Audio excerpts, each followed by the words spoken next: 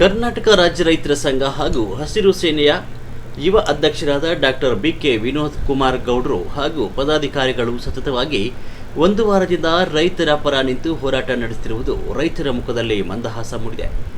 ಯಾಕಂತಂದರೆ ರೈತರಿಗೆ ಅನ್ಯಾಯವಾದರೆ ನಾವು ಯಾವ ಕಾರಣಕ್ಕೂ ಹಿಂದೆ ಸರಿಯುವ ಸನ್ನಿವೇಶ ಇಲ್ಲ.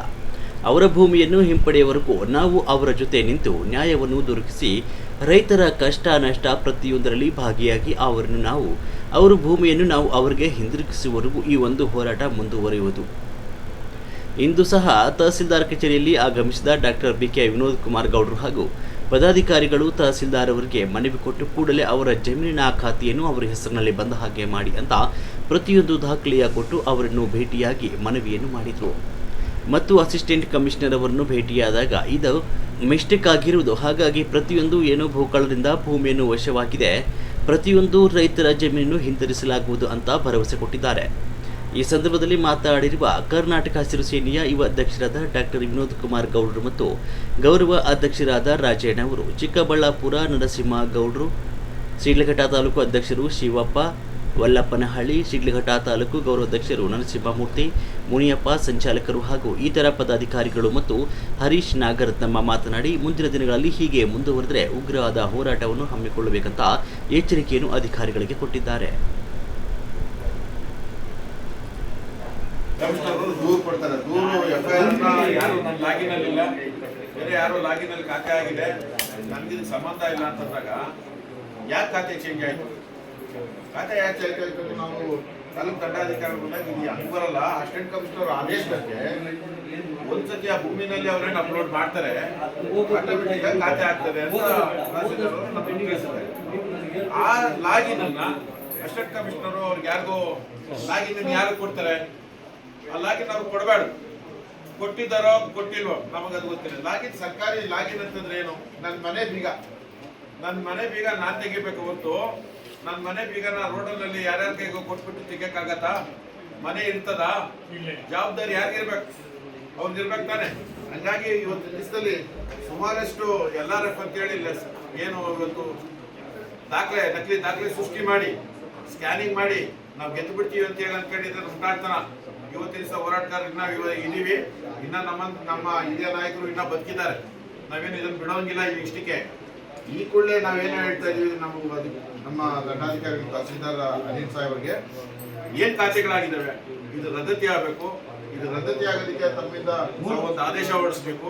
ಈ ಆದೇಶ ನಾವು ಜಿಲ್ಲಾಧಿಕಾರಿಗಳಿಗೆ ತಗೊಂಡೋಗಿ ಇವತ್ತೇ ನಾವು ಅದನ್ನ ಏನ್ ಖಾತೆ ಏನಾಗಿದ್ದಾವೆ ಇವತ್ತೇ ಅದು ಸ್ಕ್ವಾಶ್ ಆಗಿ ಮೂಲತಃ ಏನ್ ರೈತರಿದ್ರು ರೈತರ ಹೆಸರಲ್ಲಿ ಕುತ್ಕೋಬೇಕು. ರೈತರನ್ನ ಇವತ್ತು ಬೆದರಿಕೆ ಆಗ್ತಾ ಇದ್ದಾರೆ.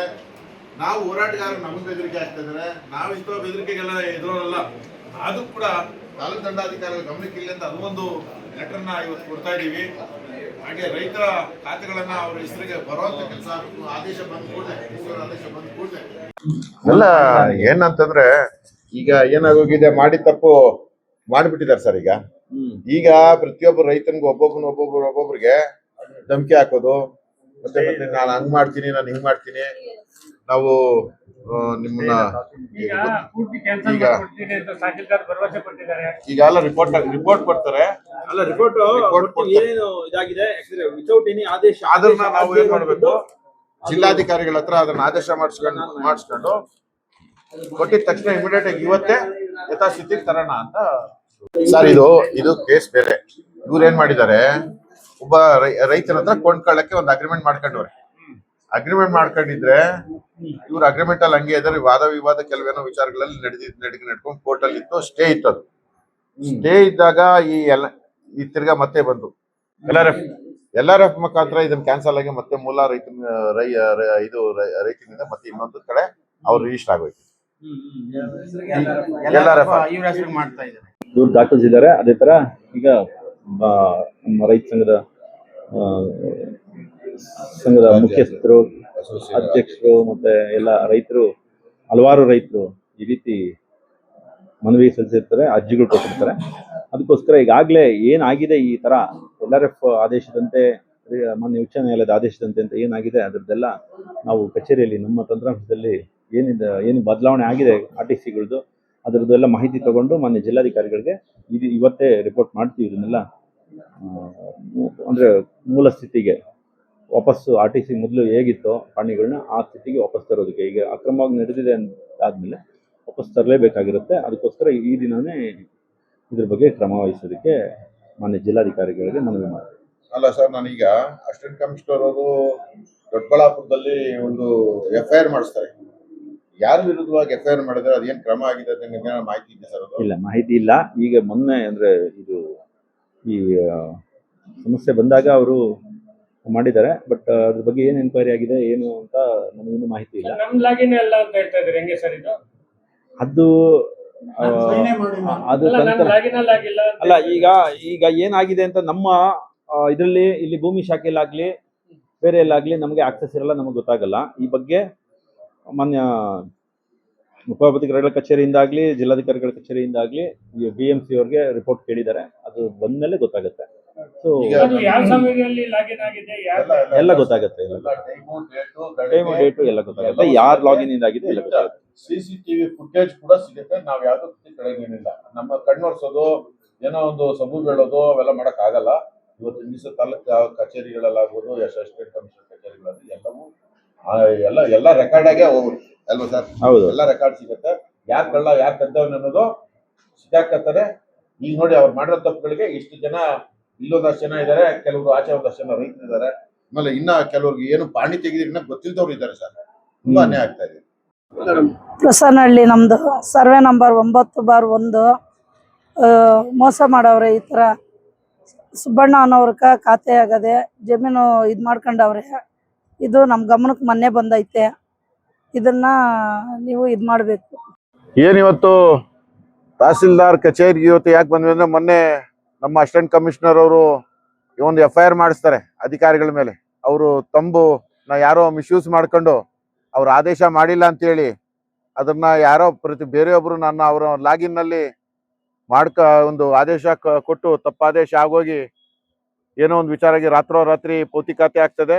ಪೌತಿಕಾತೆ ಆದ ನಂತರ ಯಾರು ಪೌತಿಕಾತೆ ಆಗಿರೋ ಮಕ್ಕಳು ಬಂದು ಅದ್ರಲ್ಲಿ ಕೂತ್ಕೋತಾರೆ. ಮಕ್ಕಳ ನಂತರ ಅದು ಸೇಲ್ ಆಗತ್ತೆ. ಕೆಲವೊಂದು ಫೈಲ್ಗಳಲ್ಲಿ ಯಾರೋ ಅವರು ಬೇರೆ ಅಲ್ಲೇ ಪಕ್ಕದ ಗ್ರಾಮದವ್ರು ಅವ್ರದೇ ಒಂದು LRF ಹಾಕೊಂಡು ಇವತ್ತು ಅವ್ರವ್ರ ಖಾತೆಗಳೆಲ್ಲ ಅವ್ರು ಕೂತಿದ್ದಾರೆ.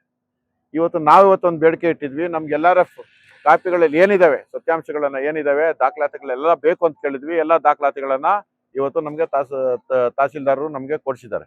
ಇನ್ನ ಒಂದು ಏನಿತ್ತು, ನಮ್ಗೆ ಒಂದು ಸಂಪೂರ್ಣ ರಿಪೋರ್ಟ್ ಬೇಕು. LRF ಸತ್ಯವಾಗಿ ನಿಮ್ಮಲ್ಲಿ ಇಲ್ಲ ಅದು ನಿಜವಾಗೂ ಅದೇನ ಒಂದು ಫ್ಯಾಬ್ರಿಕೇಟೆಡ್ ಆಗಿ ನೀವೆಲ್ಲ ಸ್ಕ್ಯಾನ್ ಮಾಡಿದ್ದೀರಾ ಅಂತ ವಿಚಾರಗಳು ತೆಗೆದಾಗ ಎಲ್ಲ ತನಿಖೆಗೆ IFSL ವರದಿಗೆ ತಹಸೀಲ್ದಾರ್ ಕೂಡ ರಿಪೋರ್ಟ್ ನಾವು ಕಳಿಸ್ತೀವಿ ಅಂತ ಹೇಳಿದ್ದಾರೆ. ಅದಕ್ಕೆ ಕೂಡ ಸ್ವಾಗತ ಇದು ಮಾಡಿದ್ವಿ. ಈಗ ನಮ್ಗೆ ಅದೆಲ್ಲ ಸತ್ಯಾಂಶಗಳು ಏನು ಅಂತಂದ್ರೆ, ಇವತ್ತು ರೈತರಿಗೆ ಏನಿವತ್ತು ಭೂಮಿ ಕಳ್ಕೊಂಡವ್ರೆ, ಅವ್ರು ಯಾವುದೇ ಕಾರಣಕ್ಕೂ ಅವರು ಹಿಂದೆ ಅವ್ರ ತಾತ ಮುತ್ತಾತ ಕಾಲದಲ್ಲಿ ನಮ್ಮ ಭಾಗದಲ್ಲಿ ವಿದ್ಯಾಭ್ಯಾಸ ಅಂತಾನೆ ಕಷ್ಟ ಇತ್ತು. ಇಲ್ಲ ಕನ್ನಡ ಮಾತಾಡ್ತಿದ್ರು, ಏನೋ ಒಂದು ವಿಚಾರ ತೆಲುಗು ಅಂತದ್ದು ಎಲ್ಲ ಇದು. ಆಗಿನ ಕಾಲದಲ್ಲಿ ಇಂಗ್ಲಿಷ್ ನಲ್ಲಿ ಬರೀತಾರೆ ಅಂತಂದ್ರೆ, ಸೈನ್ ಹಾಕಿ ಅವ್ರನ್ನ ಒಪ್ಪಿಗೆ ಕೊಟ್ಟು ಅವ್ರು ಜಮೀನು ಕೊಡ್ತಾರೆ ಅಂತಂದ್ರೆ ಇದು ನಂಬಲಾರ್ದಂಥದ್ದು. ಇದು ಖಂಡಿತವಾಗಿ ಇದು ಉನ್ನತವಾದ ತನಿಖೆ ಆಗಬೇಕು. ಇದು ಸೆಕ್ರೆಟರಿಯೇಟ್ಗೂ ಗಮನ ತರ್ತೀವಿ, ಕಂದಾಯ ಸಚಿವರಿಗೂ ಗಮನಕ್ಕೆ ತಂದಿದ್ದೀವಿ. ಇದನ್ನ ಈಗ ಏನು ನಾವು ಕೇಳ್ಕೊಳ್ಳೋದು, ಒಂದು ಆದೇಶ ನಮಗೆ ಕೊಡಿ. ಆದೇಶ ಕೊಟ್ಟು ಏನು LRF ಇದೆ, ಈ LRF ಎಲ್ಲ ಡೂಪ್ಲಿಕೇಟ್ ಅಂತಾನು ಸಾಬೀತಾಗಿದೆ. ಇದು ಅವರೇ ತಪ್ಪು ಒಪ್ಕೊಂಡ್ಬಿಟ್ಟಿದ್ದಾರೆ. ಇದು ಸರಿ ಇಲ್ಲ, ಇದು ತಪ್ಪು ಅಂತ ತಪ್ಪು ಒಪ್ಕೊಂಡಿದ್ದಾರೆ.